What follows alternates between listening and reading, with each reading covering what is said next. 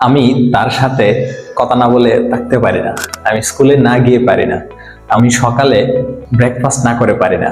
আমি বিকালে না হেঁটে পারি না। এই যে চমৎকার কিছু বাক্য, এগুলো আমরা কিভাবে ইংরেজিতে করবো, চলুন আজকে আমরা অল্প 5 মিনিট সময় এগুলো শিখে নিই।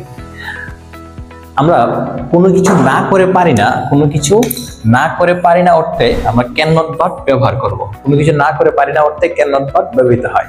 তাহলে আমরা যদি স্ট্রাকচারটা চিন্তা করি, তাহলে হবে subject plus can not but, subject plus can not but plus B one, subject plus can not but plus B one.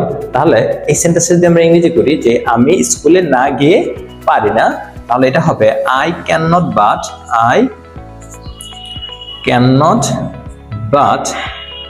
Go to school, আমি স্কুলে না গিয়ে পারি না।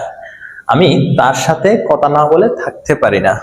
I can not but talk to her,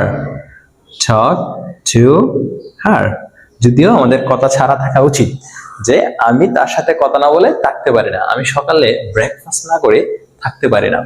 I cannot but take breakfast in the morning, আমি ইংরেজি কথা না বলে পারি না। তাহলে I cannot but speak in English, আমি ইংরেজিতে কথা না বলে থাকতে পারি না। আমি আরো কিছু ভোকাবুলারি এখানে দেওয়া আছে, যেমন eat, I can not but eat, আমি না খেয়ে পারি না। I can not but drink water, আমি পানি পান না করে থাকতে পারি না। I can not but read book, I can not but walk every single day or every morning, আমি প্রতিদিন সকালে না হেঁটে পারি না।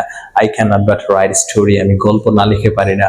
I cannot but play football, I cannot but play cricket, আমি ফুটবল না খেলে থাকতে পারি না, কিংবা আমি ক্রিকেট না খেলে থাকতে পারি না। এই চমৎকার কিছু এক্সাম্পল, চমৎকার কিছু বাক্য আমরা আসলে ক্যান নট বাট দিয়ে তৈরি করতে পারি। তো আজকের ক্লাসটি কেমন ছিল সবাই কমেন্টে জানাবেন, এবং চমৎকার কিছু বাক্য আপনিও কমেন্টে লিখবেন, এবং নতুন নতুন কিছু ভিডিও পেতে চ্যানেলটি ফলো দিয়ে রাখবেন। আর আপনি যদি ইউটিউবে দেখে থাকেন তাহলে চ্যানেলটি সাবস্ক্রাইব করবেন। ধন্যবাদ সবাইকে, আসসালামু আলাইকুম।